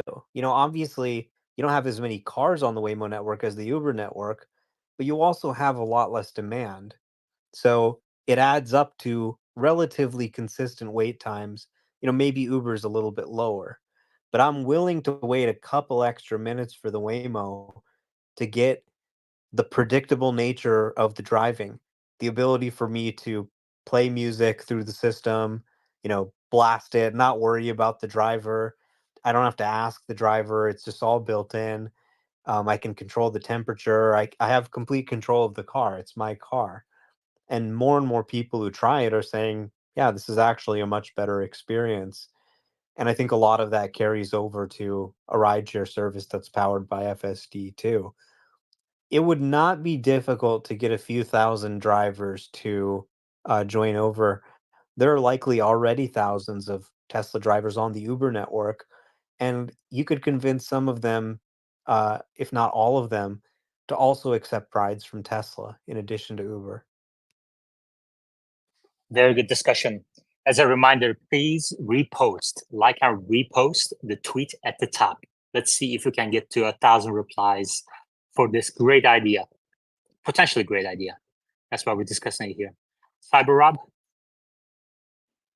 Yeah, I just wanted to add on to the discussion. I appreciate the contrasting opinions, but in terms of just if I were to rapid fire my points, and it's never gonna just overnight take over the volume and the access and the network effects of Uber. It's something that would develop Nobody's into saying that. Nobody's saying that. But Do you have a question? Do you have a question? No, it's not a question. It's okay. Thank you. Machine, welcome. Your space is slowly falling apart. Actually, we're having record numbers here. Omar, it's just like X having record number of users while the been revenue doing better. down. Been doing better. Revenue is higher too. Been doing better on X and YouTube ever since you left. What's your question? Why is this charlatan named quote unquote Omar repeatedly touting ARK investment as some sort of great fund to hype up? This is ridiculous. What do you think about disgusting? What do you think about this idea at the top? You mean my idea that Omar stole from my tweet the other day? Is that the idea? I don't know. Did you see my reply to a tweet the other day? You know, think about how low your count is that I got so many responses that I didn't even get a notification for your long-winded response. It didn't even show up. That sounds like BS to me. I noticed that I replied to your tweet, and then hours later, you replied to like 5 other tweets trying to deboost my reply, and still failed to do so because I think my tweet had most views among the replies. So would you like to reply to my tweet? I don't know about deboosting. I'm not obsessed with Twitter analytics and optimization like you are. It's your whole life. But I think you just said, how do you like them apples about our bet that you're ahead because the disengagement rate has not improved, which is true. And it is disappointing. There's still more time, but I don't think my estimates of the future are affected by the statistics and the failure of my prediction in the next month or so.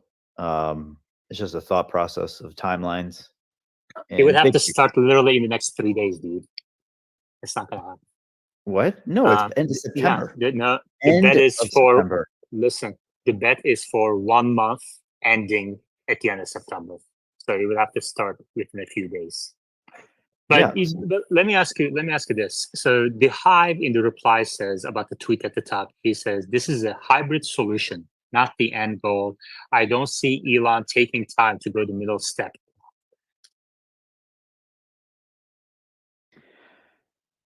You know, at some point, people are going to realize that just hop, skip, and a jump direct to the end step is not feasible.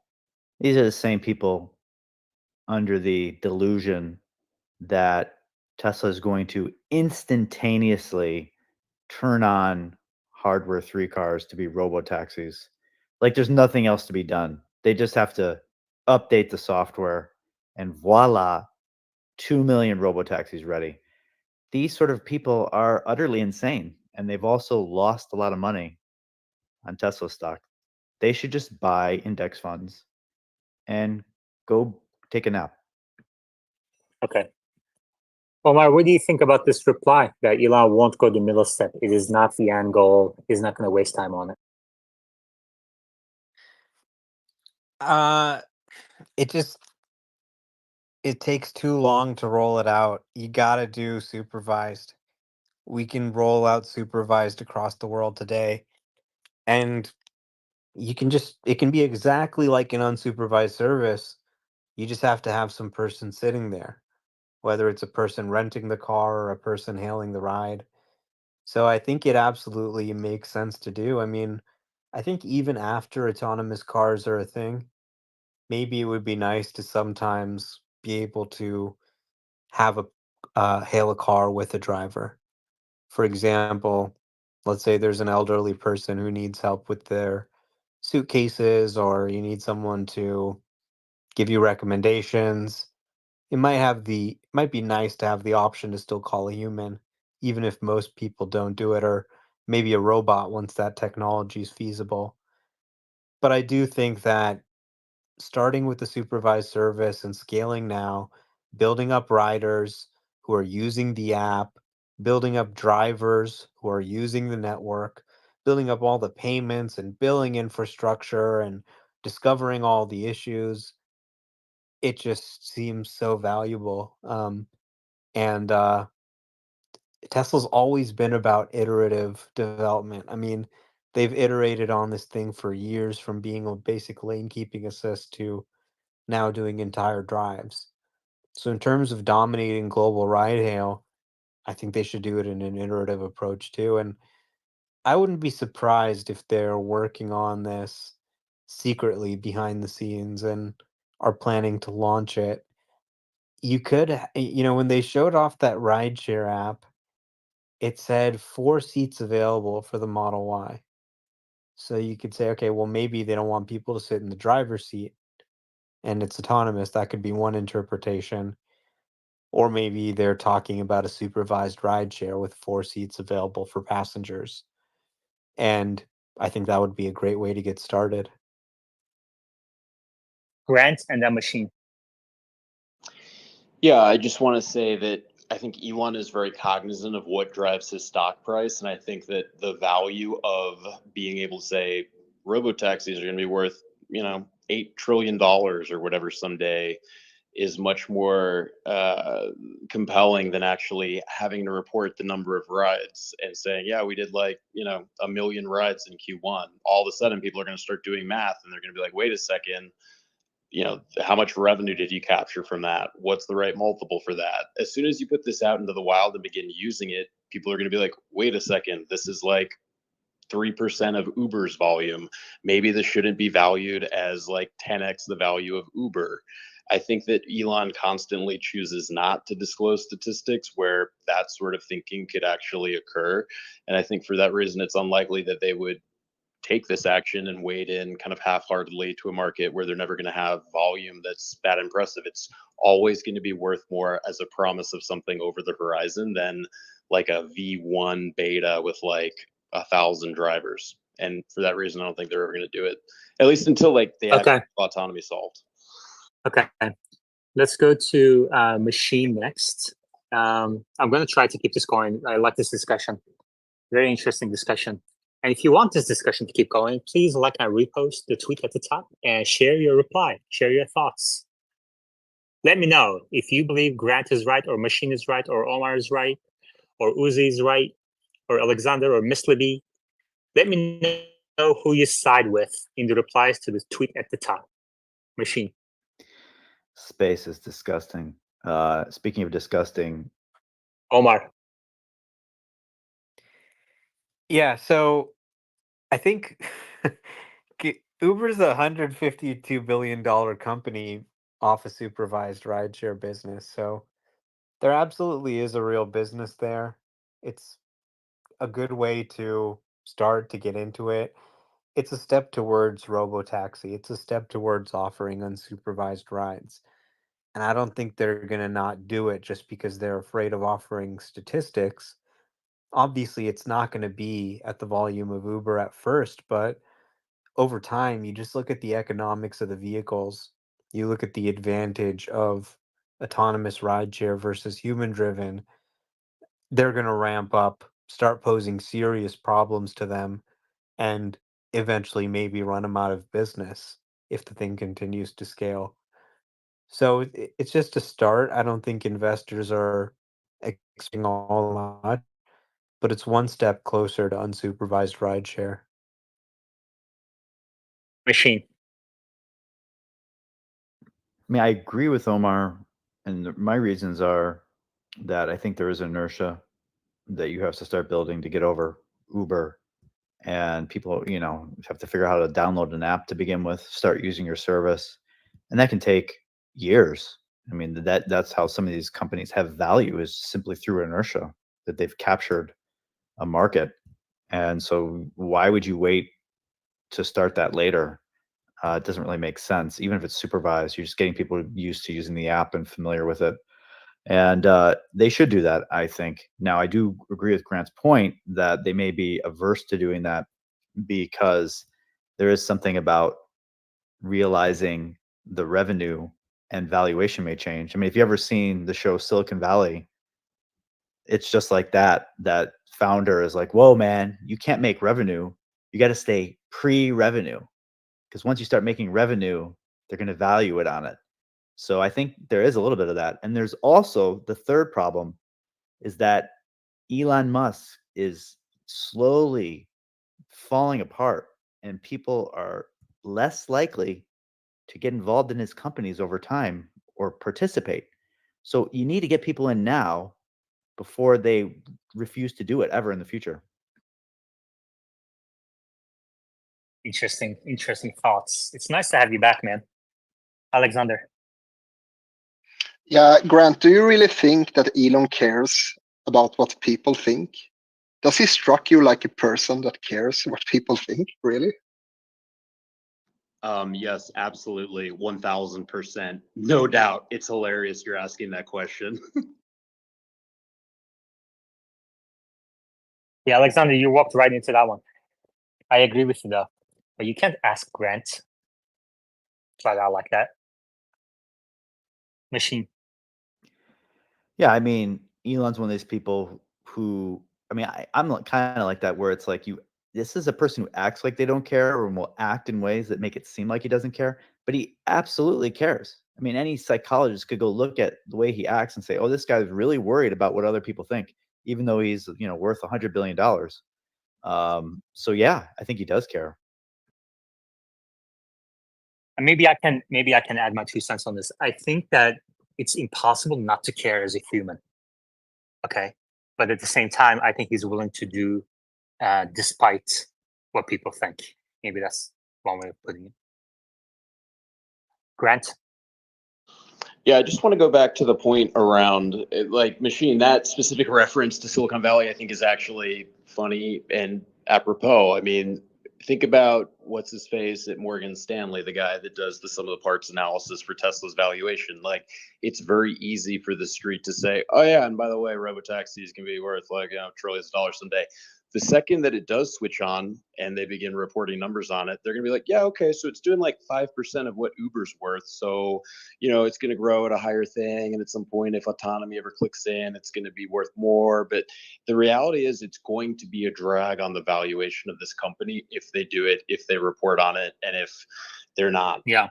At par with Uber, which honestly, there's a universe where they're at par with Uber. I think Lyft is about 10% of the size of Uber today. They would be lucky to get to that scale. Yeah. Grant, I've been sharing the link to this space with friends and family.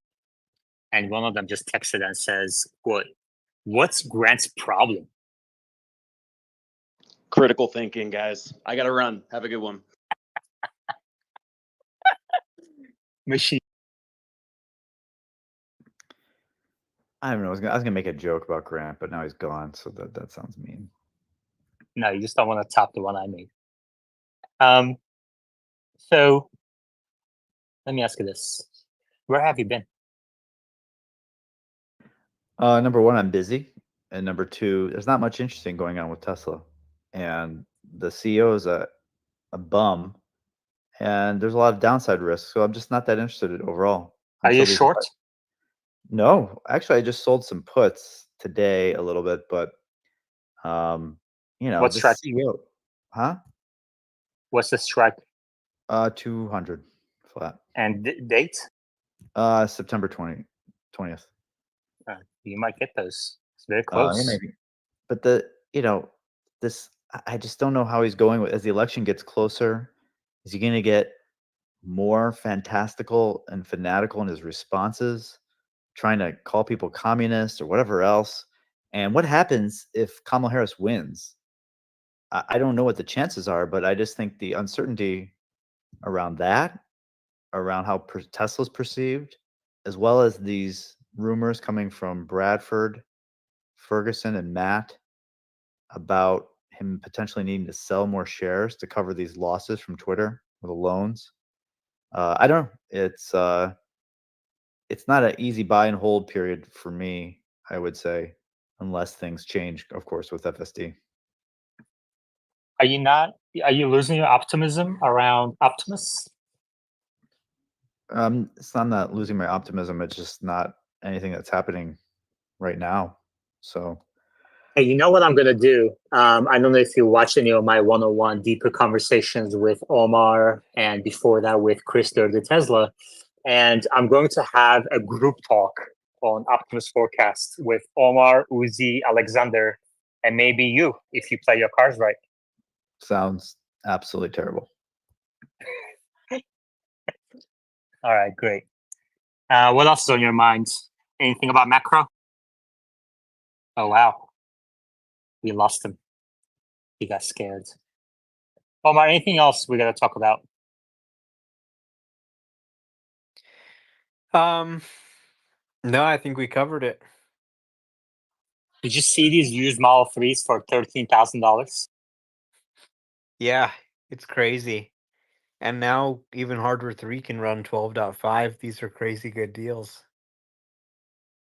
Yeah, it really is. I mean, just the gas and maintenance savings alone would pay for some of these used Model 3s on the market today in a few years. And especially if Tesla does what you suggested at the top, a supervised rideshare network powered by FSD, you could really pay for these used Model 3s in a year. Roger. Absolutely. Hey guys, hello.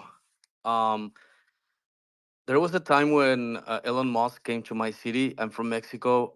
He was gonna open a Tesla factory, but he didn't.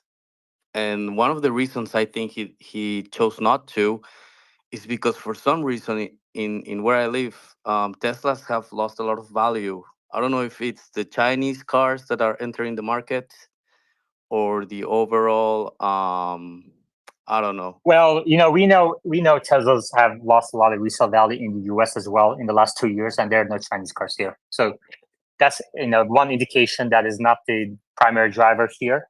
High interest rates across the world is probably part of it. The fact that some of these cars, there was a huge demand surge back in early 2022, 2021, 2020, and production couldn't keep up. So prices increased quite a bit. And we're seeing some of the reversal of that. I mean, I personally didn't foresee the Fed increasing rates this much and keeping that higher for longer, for this long.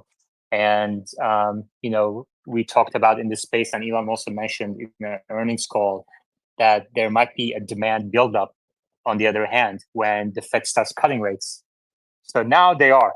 In a couple of weeks, the Fed will cut rates at least 25 basis points, maybe 50 basis points. And we're going to discuss that topic as well. But we're going to end it on that note. We came to 2 hours. Thank you very much, everybody. Please, before you leave, repost the tweet at the top. And I will chat with you all tomorrow. Take care.